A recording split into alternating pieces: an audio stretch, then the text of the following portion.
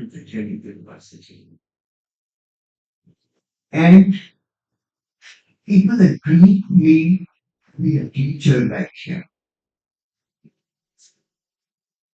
Within the first 2 months, you know what has made me very happy.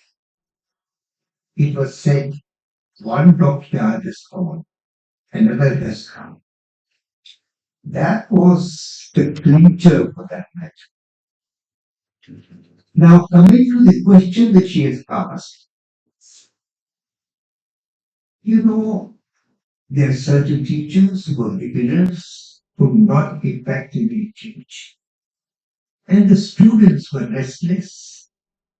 They went to the class and to the chairman department.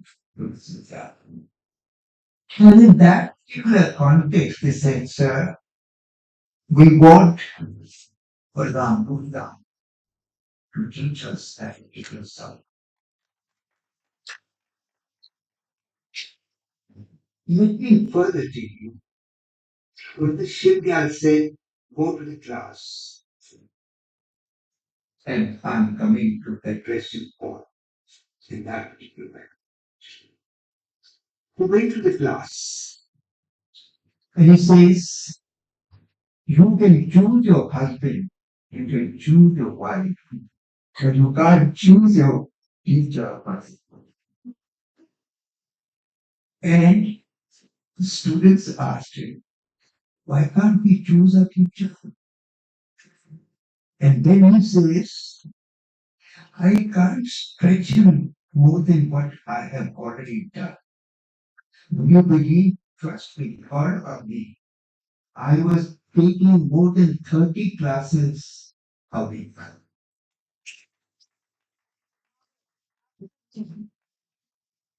And therefore, given the opportunity to the young teachers here, I would advise. When you teach different subjects, the kind of clarity that you get. And if you teach well, how many students you make them happy? They are your admirers.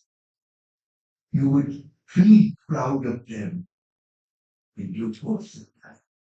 I'm blessed as they are. Absolutely, sir. So, no interview of yours is complete without mentioning your technique. Someone who's had a profound influence. He's reflected in your legal philosophy, in your writings, in your writing style. So, when you were at LSE, coincidentally my alma mater as well, you were asked a question that have you been to Lord Delhi's store? And you said no. And someone said that then you're missing free entertainment.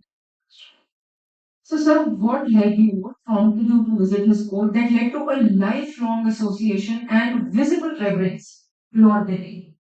You know, let me share that. When I was asked this, I made it a point to be in his court just the next day itself. And would you believe he was moving up and down on the Arctic side. And he relaxed. The way he would question the barrister, make the barrister absolutely confident, so that the barrister can give his utmost, the best of the matter. And humor, the way he would talk, it was a delight and a joy watching my own experience. I've experienced all kinds of judges during my long journey. The kind of not telling spoke was is something different. Now, how much I wish if it could be back done. After him attending the court, I made it a point. In fact, I already was into I was working for my doctoral work on the constitutionality of the institution of ombudsman. In fact, my recommendation in that particular work was judicial ombudsman in aid of judicial, which is the need of the hour today for that matter. I went to interview and how he would respond to each question. I was noting that he said, one of our patron bodies, those days, 1978, tape recorders, cassettes. It was something which now you would think, oh, when I came back, I read more this judgments of writings for that matter. And I thought I must develop the writing style as Dr. Sadly. My first effort was to finish my doctoral work. That was the theology. And I could concentrate on the writing style of Dr. in my work. But having finished that, I in fact wrote an article on Dr. which appeared in the Springfield Cases Journal Fund. Something like that. Short sentences. Even one word would constitute a sentence. How effective this writing is. I tried my level best balance. And this gives me immense satisfaction when it is doubted that the book has been written in Lord Canning writing style. Nothing could have given me more happiness than this particular effort in my book. Sir's article is still available on SEC online, Lord Denning the Matchless. Next slide, please. So this is a very cute conversation that we've dug up between a grandfather and grandson from the Indian Express newspaper, where your grandson pointed out to you, Nano, why do you write in such short sentences? I shared when he was in Doom School, he shared of my articles. And when he came over during the summer vacation, I asked him, how do you like those two pieces of mine? And his counter question was, Nano, why do you write in short sentences? And my counter question to him was, why do you ask me this question? And his answer was, I enjoyed reading articles. No, you have the answer now in that context. Absolutely, sir. Absolutely. So moving on to another person who's had again very profound influence on my life, your Tauji, Professor Hansraj Gupta ji. And for the knowledge of audience, he is a mathematician of international repute. So could you tell us about that incident where he taught you this philosophy, cool minds are fertile minds? You know, see, the legacy of my Tauchi, probably none of us can carry on. He was a lecturer in a government college in Kushapu, which journey started in 1928. That college was an intermediate college after class 12, 14. Metric those days like intermediate at their out of properties. There were no books, no journals. He produced the best of work, his doctoral thesis. He wrote to the university for a supervisor. University could not provide you the supervisor, the clinical graduates. Punjab University in Lahore at that particular point, he could submit his thesis. And the beauty was ultimately the principal of the college wrote a letter to the university. Here is the thesis. Do whatever you wish to do with this. And let me add that thesis was sent to two professors of Cambridge University. And the report that came was this work is far above the doctoral degree. And the beauty of this thesis was it was handwritten. Wow.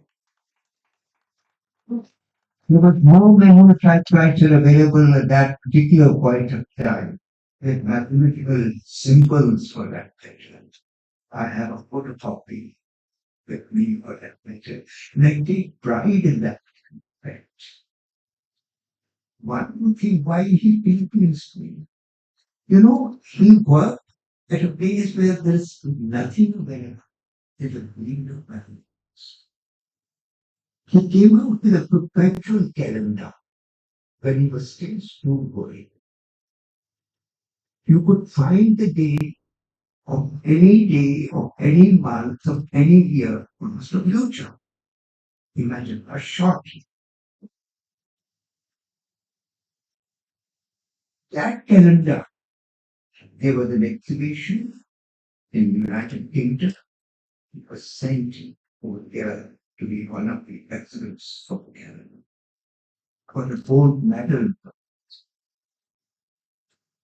Now, that particular calendar, when I was teaching in the Gujarat University, it was around the year 1972, introduced on the third page the same calendar which he had done it in 1925 during that period for them, under some other name. They got a clipping done and sent it across to Allahabad where he was living with his son at that particular time. And I showed my anger, in fact, that somebody has copied your work. And you know what was the response? Balram, he may not be knowing about my calendar. And therefore he may have produced this calendar of his own. Never get agitated for that matter. That was the goal of mind, the fertile mind that he had. And for the benefit of the audience, I would also like to mention that when Sir completed his PhD, Professor Hansraj Gupta sent him a very endearing postcard as well, congratulating him, saying that he was proud of him for carrying forward the legacy. Yes, Yes. just one line he wrote in that letter. Balram, you are the global of the family.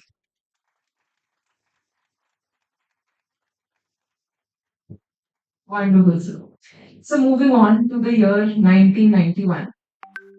So you already had been a celebrated academic, but you still had another 14 years to go before retirement. So what prompted you to change over to advocacy? My elder brother was elevated as a judge, and he had a roaring practice, kingdom of his own, if I say that. There was nobody else in the family to take over his father.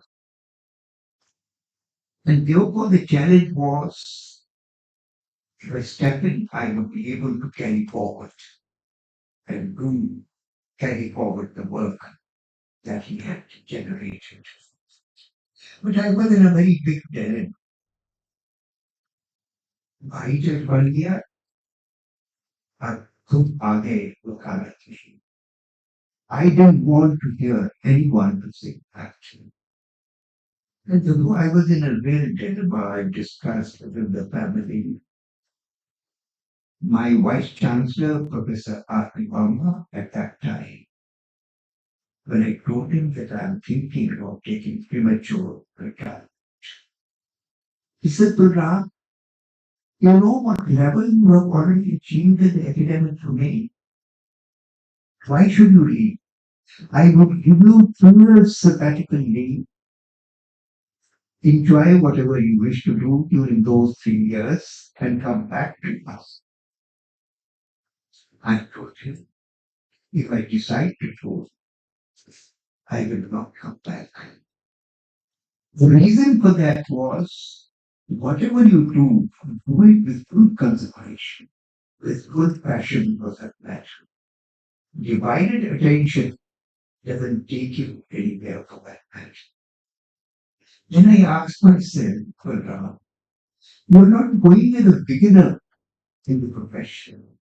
I don't need anybody's crutches for that matter to stand on my own legs in that context. And the kind of values that the family has imbibed or through, why can't you step in and take over the responsibility to it? Absolutely. Can we please have the slide with Sri Jawaharlal Gupta ji for the benefit of the audience? There. Please come back to the main slide. Sir, that brings me to the next question.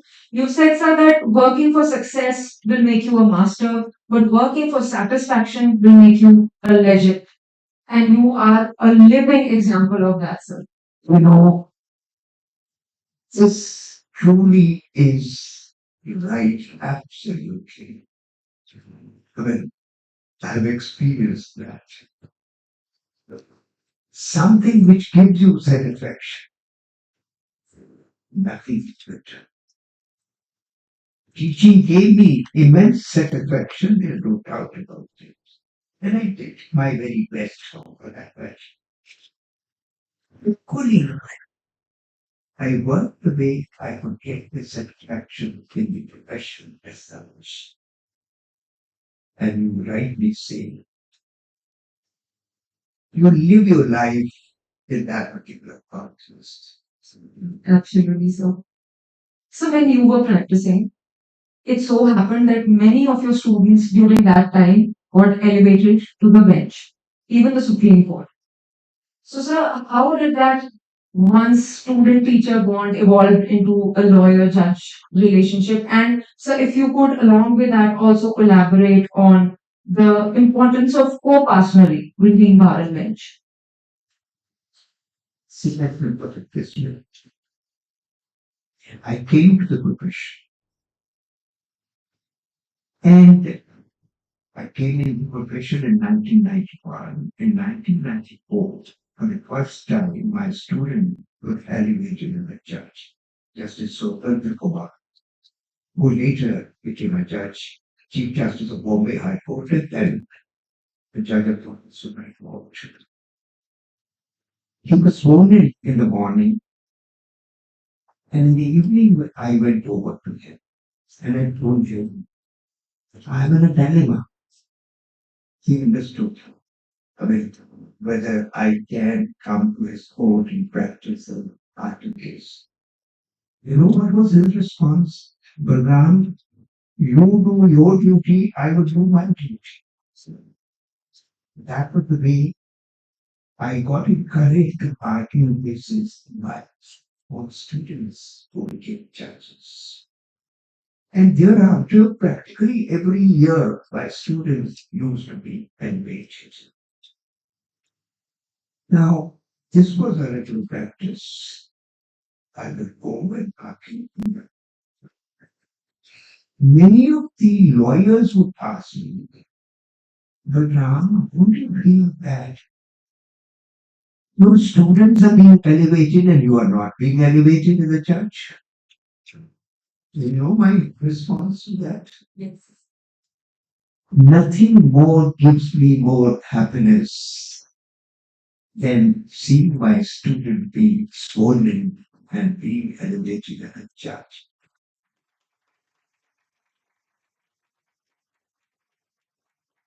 A teacher always lives in the reflected glory of his students. Absolutely. Very well said, sir. Sir, also, I would like to mention a quote from your book, since we have many budding lawyers here, and I think they would want to take a leaf out of Sir's book. I quote, "The lawyer must deal with his client in such a way that even if he loses the case, he does not lose the client. Even if he loses the client, he does not lose the court. Even if he loses the court, he must not lose his conscience." Only that's the best recipe I have always shared with my young lawyers. But see, I'm asked if you lost the case of a particular client, why would he come back to you? And my answer used to be, if you have treated him well and you have argued his case in the absolute ablest of your capacity as such, he would surely come back to you. He feels satisfied that my lawyer did my very best and probably my case was not good enough to do that. I have experienced that. The senior consuls do not have sufficient time to give to the clients. And normally, when a client comes, the elder lawyer sits with the client, takes down the factual canvas and everything, prepares the petition, and then the client have a meeting along with the junior one with the senior as such. Believe me, many a time they would come and tell me, "Sir, I even didn't get that kind of an opportunity to meet the senior." That's the difficulty with it. And therefore, this particular book, meet your client in such a manner, he would come back to you, she would come back to you. That's the best recipe. And let me tell you another thing. In every profession, there is jealousy. Legal profession is no exception, but when I came to the profession, I'm sitting and waiting in court for my own case. I find a young lawyer performing very well, and he goes out. I go out with him. Badger, tell him you have done very well. And if you need any help, don't hesitate to come to me. That has given me immense happiness again. Why? Today they are senior advocates and judges. How could you believe that you have virtually nurtured them? Absolutely, sir. And we could use mentors like you. So, steering the conversation to slightly light-hearted things, you've always stressed on the role of humor. And you said that everything should be laced with humor and light-hearted conversation. So, sir, do you feel that it is a subtle yet powerful tool to ease the settings that often become very charged in court? Absolutely. Absolutely. You know, let me give you one or two instances. It happened in the Calcutta High Court.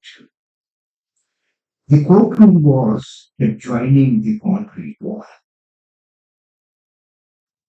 A serious case, a corporate matter, was being argued. And suddenly outside the courtroom, and in fact, that particular matter in the court had a very tense, aggressive situation for the night. And suddenly outside the courtroom, an ass started to break. Gradually, the praying part became louder and louder. It was disturbing the court. and the seriousness was met. So the judge says, one at a time, please. Now, the lawyer returns and says, I thought it was the ego of the court. You know, this kind of a situation naturally is. Let me share another example, give you another example. It happened in Punjab and Haryana. Court just week about his court. It was a thick, fat fight. The lawyer, he was a former attorney general of India, G. Ramaswamy. He had come to that corporate matter. The court master, with a lot of difficulty, took 55 because it was a hand one, and tried to hand over to the judge. The judge says, I haven't gone through the fight. And G. Ramaswamy says, when my Lord wants an adjournment, what can I do? And still another one, I wish. It happened in an English court to that English judge. Probably I might I have. think you're coming to my favorite one, sir. See, he was in the habit of bringing his pet dog in the courtroom. The dog was so well tamed that it would not disturb the proceedings in the court. And therefore, in that particular process, nothing would be disturbed in that context. A lawyer was arguing, a barrister was arguing. Suddenly, the judge started looking at the dog, the pet dog. The lawyer stopped. The judge says, why have you stopped? Continue. You know what the lawyer said? I thought my lord was in consultation. And the judge says, you know, the dog doesn't agree with you when you argue. That indeed is my favorite one, sir. So AI has become the buzzword now, and it has made even its way to bar and bench. So are you worried that the art of penmanship in drafting will be affected by this? See, AI is a tool. If it is used, it can be useful. If it is abused, it can be a very damaging situation for the nation. I've already come across situations where the wrong citations have come through the medium of AI. I strongly, firmly believe there is no substitute to a human mind. What a human mind can achieve, AI cannot. You can trust me on this. And therefore, yes, it's a challenge. It's a useful tool. But how to use it, how to be careful, you need to be very particular about it. Right, right, sir. I think even in academia, we are struggling with at a time when there are a lot of instances of plagiarism and originality. So, sir, a word for budding researchers here on how to use it and not abuse it. That's right. You know, let me tell you, my son, Sharish, he's a lawyer. He prepares the case, does everything as such, and then he reverts to AI. Some additional arguments come forward in that context. He would consider them, weigh them, and if he finds that yes, they can be used, it's a helpful tool for that matter. It's very well said, sir, that it is a supplement and not a substitute to human mind. Right, sir. So you've also talked about Justice Khanna and Justice B.K. Mukherjee in your book. And you also said that one dissent made Justice Khanna immortal. So could you please elaborate the value of judicial integrity? See, judicial integrity is most important. There's no doubt, and I don't need to elaborate. And I don't even hesitate to deal with the present situation that we are facing this today as such. Let me tell you, every institution which is being manned by human beings, made with judiciary, made with the executive or the parliament, some black sheep are there. In some institutions, more, in some, it is less. But it's not completely divorced from the black sheep for that matter. That's the human element for the matter as such. But what I'm coming to, see, I'm asked this particular episode, has it really down the institution of judiciary? I would respond by saying, look at the contribution that the judiciary has made to Indian constitutional jurisprudence for that matter. We have never more than what the US Constitution, which is 236 years old, 75 years of the Indian Constitution, and I take pride in saying that. None of the contemporary constitutions around different countries for that matter has survived. It's only because of the judiciary that has contributed, number one. Number two, information review, which is said to be something wrongly being used. I would deny that. Absolutely. Judicial review has provided constitutional voice to the constitutional sciences for that matter. And that's the beauty of it. Basic structure is the savior of the Indian Constitution. Article 21 has humanized the criminal jurisprudence for that matter. The golden triangle of Articles 14, 19, and 21 is hugely contributory of the Indian judicial matter. And therefore, it's some black sheep are there. You can't fight off the contribution which has been made. And let us take pride that we will look forward to the centenary celebrations of the Indian Constitution. Absolutely. Perfect. Let's now come to the year 2013. Yet another transition.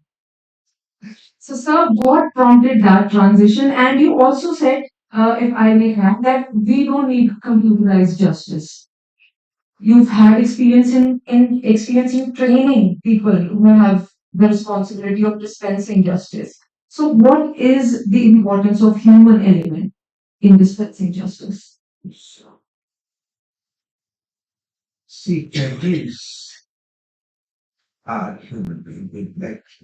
Let me tell you, Harold Lasky, a political thinker, he wrote a letter to Justice Holmes, Oliver and Holmes, saying, how could I wish if the people could realize that judges are human beings? And Justice Holmes responded back by saying, how much I wish if judges would realize that they are human. That's the truth. That's the real crux of it. Right? This is what has to be realized by the judges. You know, when I say justice can't be computerized, read the facts, read the law, and get the judgment of this not possible. Compassion, empathy, These are elements which only humans can provide to human disease for them. Right, sir. Sir, I've learned yet another virtue from your book: simplicity. Simplicity in conducting oneself, and simplicity in language. You reverentially talk about Justice Krishna Iyer and his wide vocabulary in English language. Yet you also stress on writing in simple language that is understandable by even a layman. So could you please elaborate on that? Because I think a lot of students may benefit from this. We tend to have preconceived notions about complicated language that would, as we will get. See, let me share with you. Justice Krishna, he had come to the Punjab University, but was for Justice Lehijan Mahajan Memorial Lecture. I was working at that time on my doctoral thesis, and I was quite conversant with the kind of language that he had been using in his judgments. I met him and asked him, why this kind of language? And you know what was his response? Language is a tool which you use every day, and I'm used to this kind of things. That was his response. And if you wish me to change now, I cannot do that. And go to the young minds, I would say, write simple language. It's a vehicle of communication. You have a good thought process. Don't complicate it by writing complicated language of that nature, which cannot be understood by most of the people for that matter. That's the reason that I write short sentences, simple language, easily. A judgment should be digestible, understandable, readable. And that's the beauty of it. That's how it has been done. I remember we had a judge transferred from Chennai, Justice K. Karnan was the better. He was not a word because he has gone from here about 8, 10 years back. I used to have my regular matters in his court. And later on, he shared with me, I have a feeling of a lifelong association. I said, what is the element that has led to this kind of a feeling? He says, you used to write, your petitions used to be drafted with short sentences, limited, simple language for that matter. And he says the body was not only the petition was drafted in that particular manner. You used to limit your arguments to your petition for that matter. You would not go this way for that. And that's something that I enjoy. So, young minds, I urge you strongly. Know your language well. Communicate effectively, but in simple language for that matter. Right. Right. I think the audience also very eager to interact with you. So one last question from my side, sir. So you've been a member of the Rotary Club. Sir, what do you think is the responsibility of us legal professionals, especially in giving back to society? Yes. You know, I would be completing next year 50 years in Rotary. And during all this period, my effort has been to connect Rotary with judicial. The values of a Rotarian are the similar values of judges for that matter. Before we test Rotary case, is it the truth? Is it fair to all? Is it beneficial to all? That those things. And how you conduct the Rotarian When you go out, you're wearing a gregarious thing like that, and you don't conduct yourself. It's a reflection that he is a Rotarian, and yet he cannot conduct himself well. I know a young entrepreneur had gone out in the country seeking contracts for his products. He was wearing a rotary kit. And would you believe it generated his business for that matter? Because the values, the kind of values that Rotarians enjoy.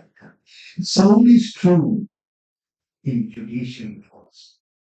Through my memorial lectures, writings, and lectures for that matter, otherwise also are connected Rotary with judicial. The founder of Rotary, Paul Harris, was a lawyer. He could contribute so much by being a lawyer and yet I mean, nurtured the tree of Rotary for that matter. And that is how Rotary is a hobby with me. I've enjoyed my 50 years journey also with Rotary for that matter. Young minds, whatever profession you choose, you must do something as a hobby also. Reading biographies and autobiographies is a hobby. You learn a lot about the process. Rotarians, again, it's a hobby. The basic object of Rotary is service. Now, service to humanity. Judges, when they do justice, when they remove injustice, they are doing service. Similarly, Rotarians also, in variety of ways, they are doing justice. I can go on, but I'm sure. Right, right. So, sir, your words of wisdom and knowledge are worth their weight in gold, and I, for one, definitely feel wealthier than I was 1 hour ago. Thank you so much. So now I think we can open the floor for the audience who very eagerly has been waiting and maybe is slightly jealous of me. Okay, we welcome all the audience for questions. But it's a very humble request that let us stick to the questions which are relevant to the theme of the discussion today and refrain from asking anything which is not pertinent to the discussion of the day. So yes, please, questions. Anyone? So, sir, firstly, congratulations on winning the MC Chawla National Award. Thank you very much. Thank you very much. I read your this particular award has given me immense satisfaction and happiness. Why do I say that? 1965, when I was in the first year of law, the law department building was inaugurated by MC Chawla. And 60 years hence, I've got this award, which I believe is a lifetime achievement. So, sir, I read your piece in the Indian Express where you have talked about Mr. C.K. Daftari. Yes. And he says justice is like the slow train. You get off at one station, then run and catch it at the next one. And there is a phrase which probably everyone knows here.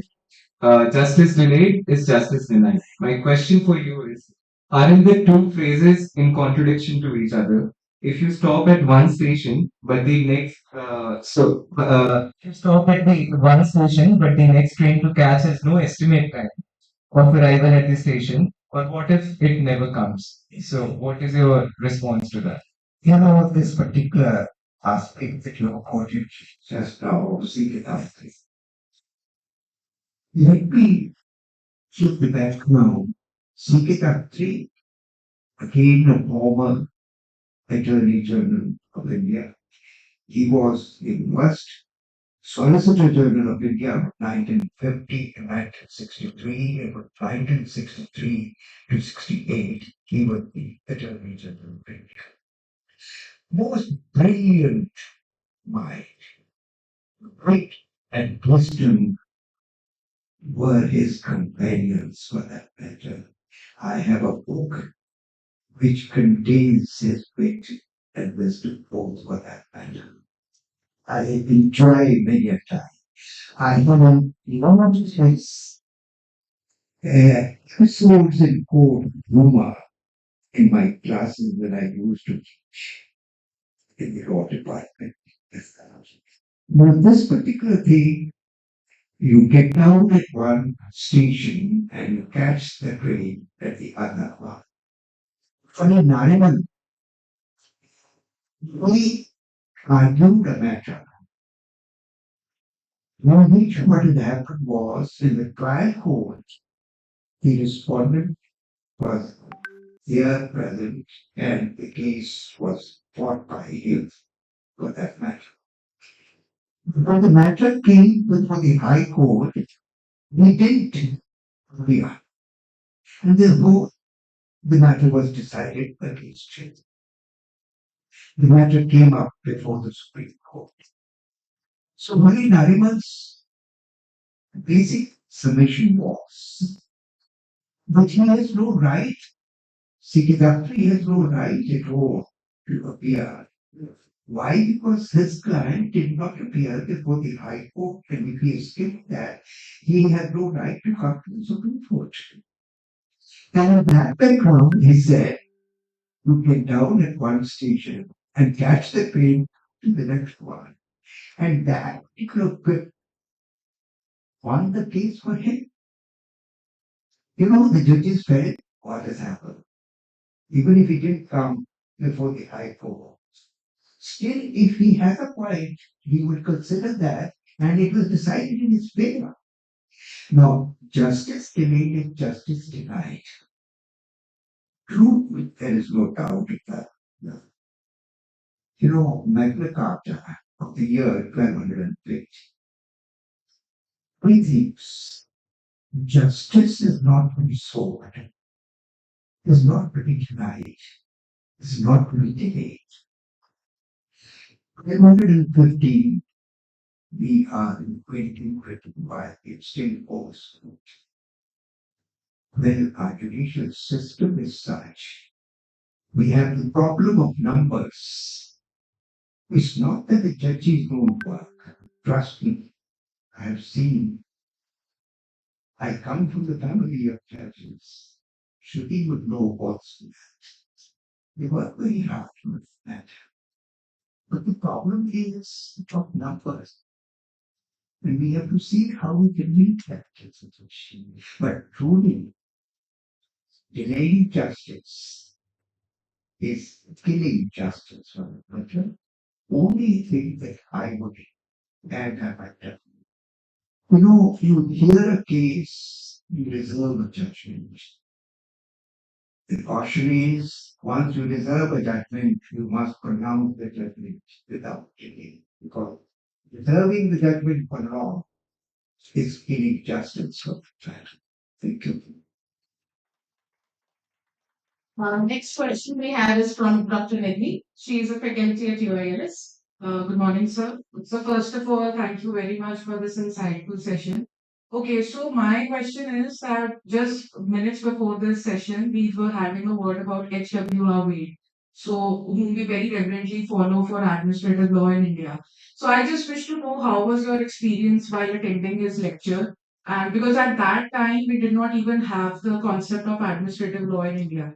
So just for the students as well as for the budding lawyers, because administrative law is all about the government organs in the motion. So how do you think that lecture helped you and how do you see it happening in the present times? Let me share my experience. I came into teaching in 1960. I was given to teach administrative law. Administrative law had been introduced that very year. Prior to that, as a student of LLB or LLM, I had not studied that subject because it was not part of the curriculum for that matter. There was no book available by any Indian author and even by an English author, a book on constitution and administrative law, but there is no single book of administration.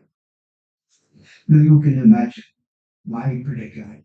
Teach that subject with nothing is available. And Tom is a judgment law of that nature. We have now such rich material on administrative law.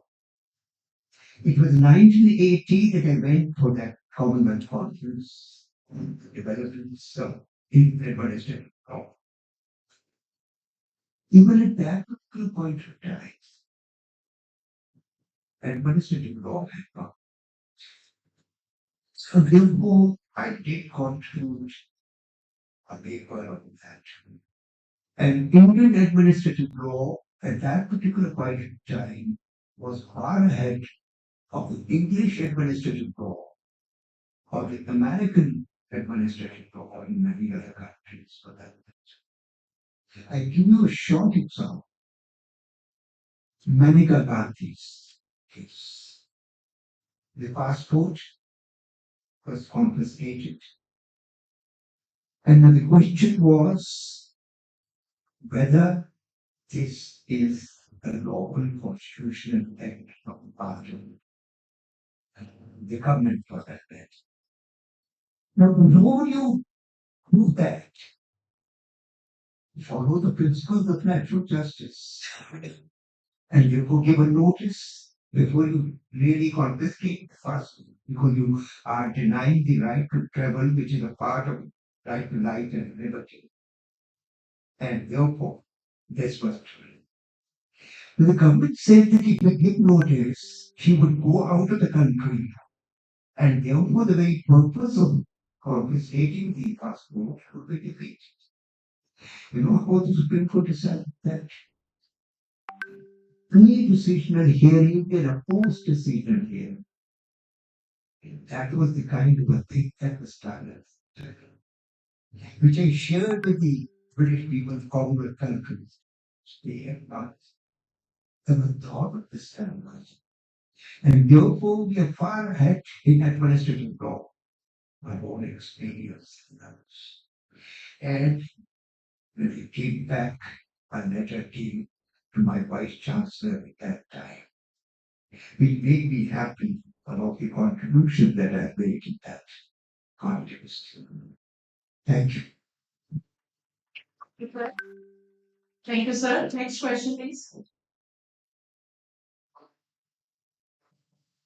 Good morning, sir. It's actually a pleasure to be asking a question. And given the paucity of time, if I had actually the time, I would have expressed how much indebted I feel to be standing here. So my question is two-pronged. First of all, as a lawyer, since you've experienced that yourself, there are certain challenges. For example, a recent trend has been a study of ethical lawyering. For example, there's a case, and one lawyer is manipulating the facts and distorting the audiences. So the point is, you are against the lawyer, and you are to defend what you know is the truth, and the lawyer is planting evidences. And secondly, in the position of a judge, since you've taught many, my point is, a judge knows by himself that this case is being manipulated. So the judge cannot go out of the book or by out of the precedence in a broader sense. So if the judge decides on the facts and given the evidences, then definitely, as you said, even if you lose the court, don't lose your conscience. But in that matter, judge is bound and his hands are tied. So in that matter, his conscience will be sacrificed, definitely. So what should one do and navigate in such situations? See, that a lawyer is an officer. Each lawyer must realize that such situations will come. Let me share an experience of my own in that context. How lawyers can manipulate and what it can lead. One of the senior advocates, he argued a matter and supporting his argument with a particular judgment motion. And he cited that judgment and pointed out that principle. The judge was absolutely in agreement with that single cause. Lunch break came in. I was to argue after that. We went for a lunch. I was in a predicament how to deal with this situation.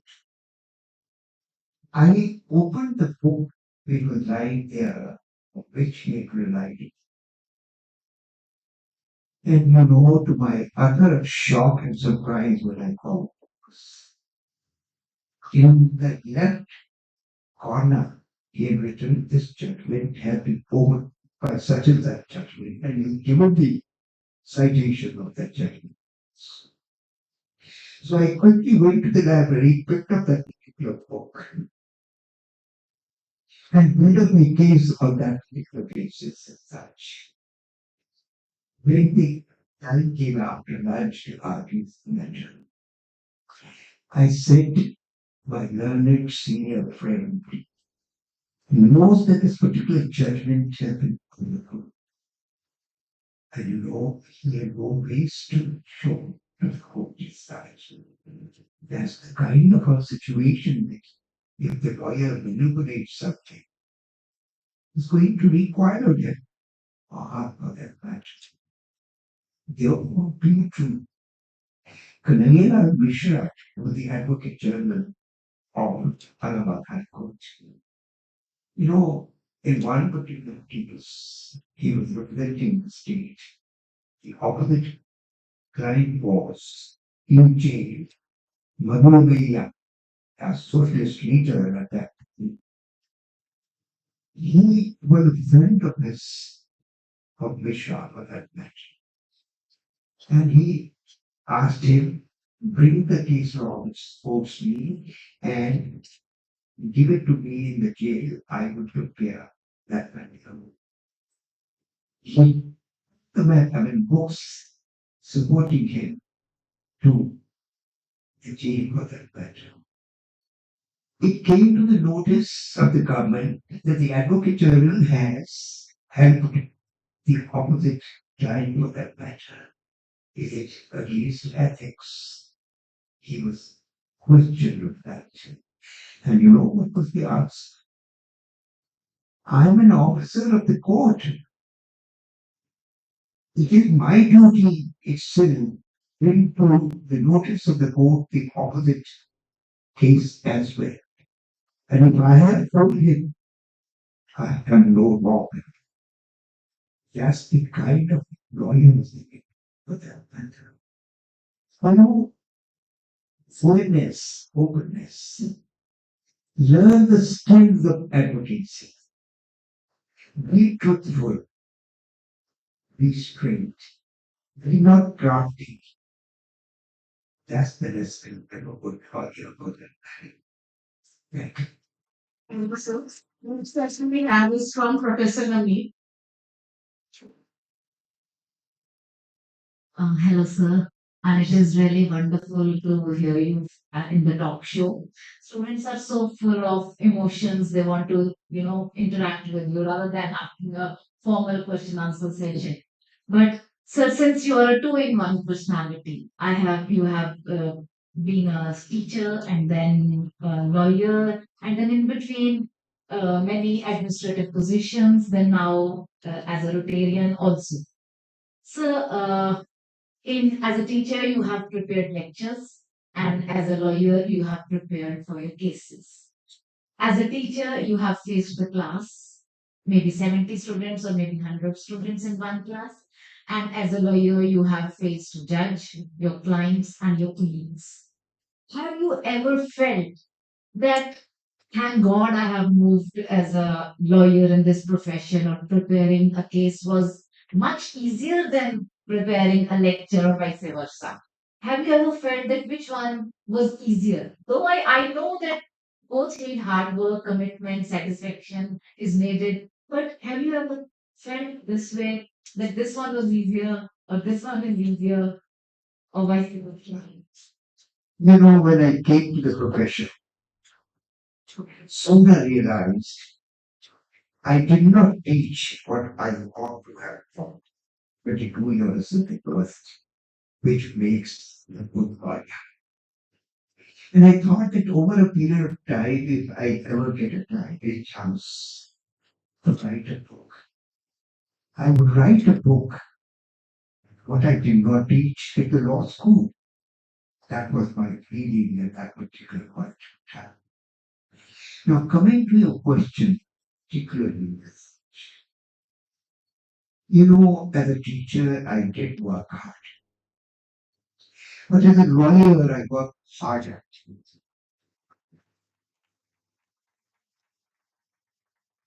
I used to be at 4 o'clock on my table every day, and I didn't know when I would hit the pillow at night, maybe 11, maybe past or before, until it starts. I enjoyed that. My recipe for all of it is whatever you do, be a teacher, be a lawyer, be a judicial educator, enjoy it. If you enjoy that, for example, I don't need to say anything beyond that. Thank you, sir. Next question, please. Yes, there's a hand being raised like that. The mic is never. There's another question.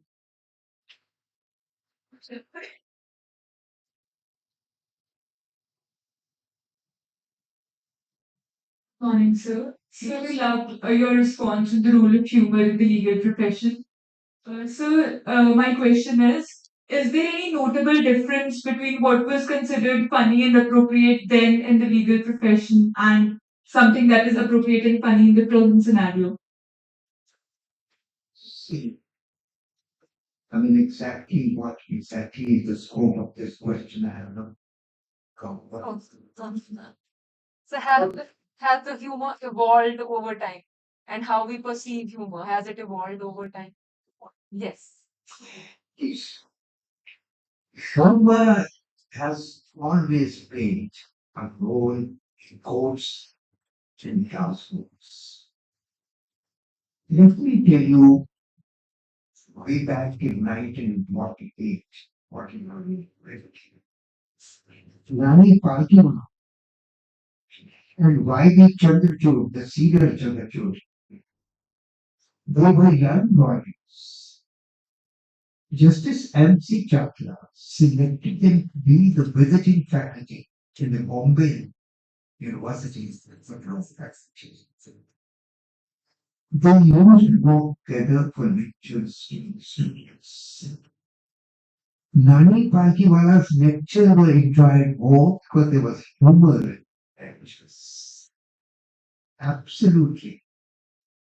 You know, let me share with you, in every walk of life, humor plays a significant role.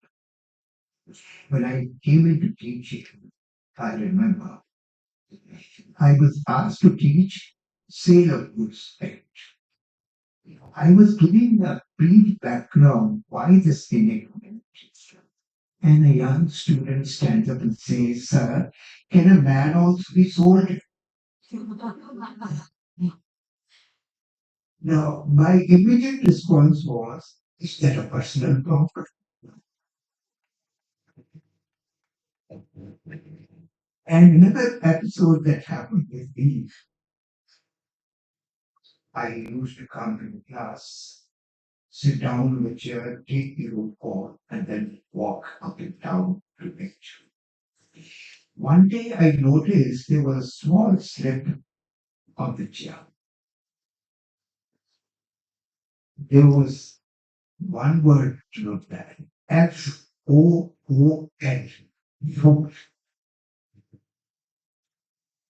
I would have normally sat down, they would have come out with questions from the other side. It would have got wasted on my back. I picked up that. Look at this. And my response was, "Whose visiting card is this?" So My dear attempts to humor at home in domestic issues, in classroom and courtroom, has always played a role of its own kind. Humor can also be constructive, meaningful, wholesome. And that's what we need to be. You know, a lawyer must be able to think on his feet or her feet for that matter and respond to a situation. I remember in court, you know, we had talkative judges, we had silent judges. I was arguing a matter. The judge was a talkative judge. He would talk and would not let me talk. Arguing. One full hour, and the judge says, Dr. Gupta, you've suffered you for more than 1 hour. And my response, cool response was, my Lord, my quota was only 10 minutes. And the judge says, now I have done, you argue. And I won that case as such. So you must be able to think on it. That's what is. Can we have the next question, please? Yes, please. That's fine. So the impact you have had on the legal fraternity, sir, it's exceptional, for a lack of a better word, sir. My question to you, sir, is that you have taught judicial officers and then you have taught students, and both of them alike, sir. Was there any noticeable difference which you could point out to that a judicial officer who has already cleared an exam and a student you have taught who would further go on to be elevated as a judge? Was there any significant difference, sir? Good that you have asked me this. See, the judicial academies is the 21st century concept of training the judges you have. And the legacy of the law schools, they are taught laws, different laws in the law schools. But they come to the academy, again the laws are being taught. What I have done in this the classrooms of the judicial academies have been converted into courtrooms.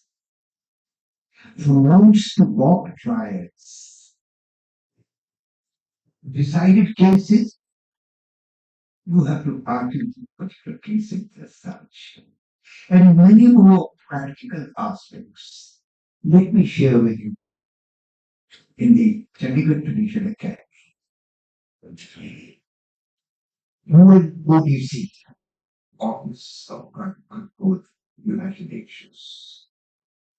We have mock trial in collaboration on human trafficking concentration. Foreign experts had come. Actually, everything as a trial is done and it was done. The judicial officers who had come, they participated. Would you believe? Ultimately, when the judicial trainee officers wrote a judgment in that court, it was said to be by the foreign experts that the best of minds can't write a judgment of this particular kind, and perhaps so good that mind of judicial officers were of that particular caliber. And that mock trial became a model trial for be taken in other jurisdictions around the globe. And therefore, absolutely training the judicial minds, judges as such, judicial temperament, judicial attitude, how to manage judicial stress, how to manage the court, and many more things. Building up judicial fabric, strengthening the judicial fabric for that matter. There are a number of things. The book contains shaping the judges. That's the beauty. It's different. From law students, we have produced the judicial officers. The Indian Military Academy produces officers, cadet officers. Judicial academies produce judicial officers. I compare them together. They both make many sacrifices, so the judicial officers also fall in that particular category as such. Thank you so much, sir. I'm sure many students have several more questions, but sadly we're running out of time. Sir, I just want to take a moment to acknowledge that our heart swells with pride as well as gratitude that you've taken out the time to come here and be with us today. Thank you so much. Thank you so much. Okay, let me tell you, I have enjoyed the last 70 minutes or whatever the time is. You have done your homework and my blessings to you. Thank you, sir. Each one of you have contributed to this session of mine. I acknowledge, I express my gratitude to each one, the faculty and the students for their knowledge. And let me cap it up by saying, I'm blessed in having children as my brother. We are blessed to have her as our worthy director. Just 2 more minutes to acknowledge those two people without whom this would not have been possible. Our worthy director, Professor Dr. Shruti Bedi ma'am, who is the pillar of strength for us. Thank you so much, ma'am, for making this all possible. If Shruti ma'am is our pillar, Vatan sir is our foundation. We miss him here today. He could not be here because of another engagement. But he is one person who does not have the word no or impossible in his dictionary. As soon as we took this proposal to him and ma'am, they were on board from the get go and they have made this process so easy for us. Thank you so much, everyone. The entire Arguendo team. Thank you so much, Yajur. Please come up here. My co-researchers are Kavishi, Komal, Samay, Sadia, and Pranay. All the MCS team for giving us the support that we need. Thank you so much. I also join. I also join her in thanking you all. Right? Thank you so much, sir. Listening to you over the last 75 minutes was not just listening to one personality, but talking to over three generations. So I am sure that the students over here have experienced and have gained a lot from your experiences, both as an academician as well as a legal fraternity. Thank you so much for your time, sir.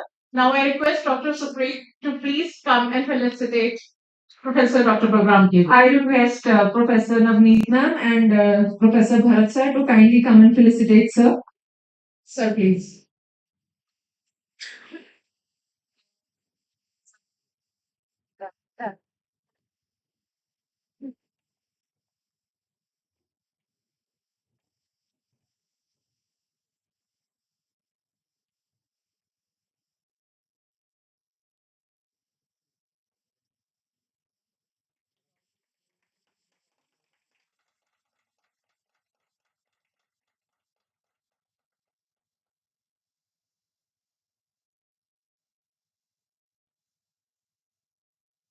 Come on, MCS.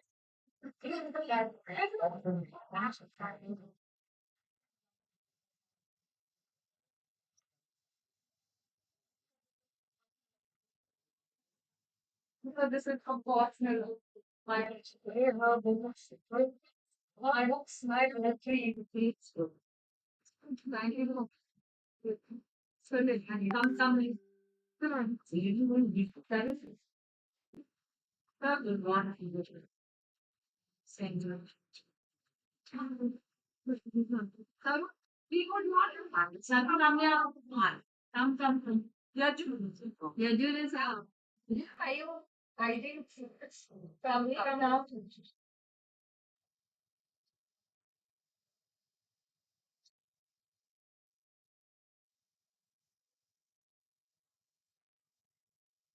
Thank you so much. Thank you so much.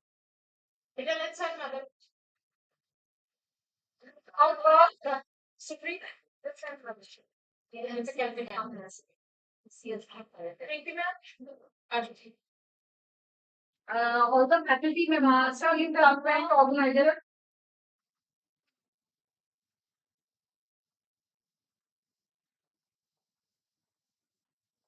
Nitin?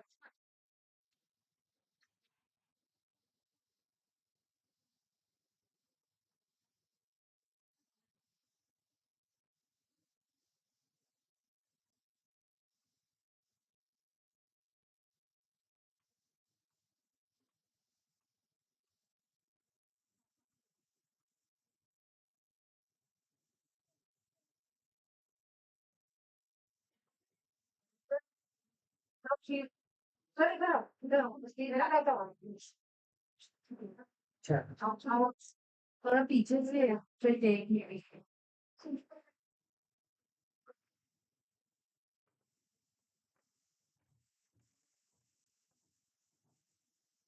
कुछ you tag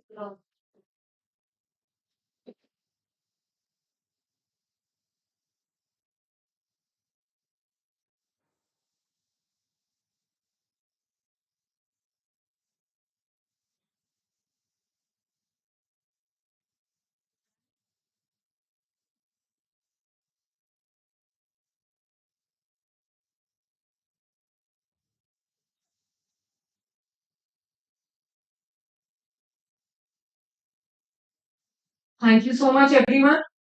And this talk show will now be converted into an episode which will be available on YouTube very soon. Thank you, everybody. Thank you.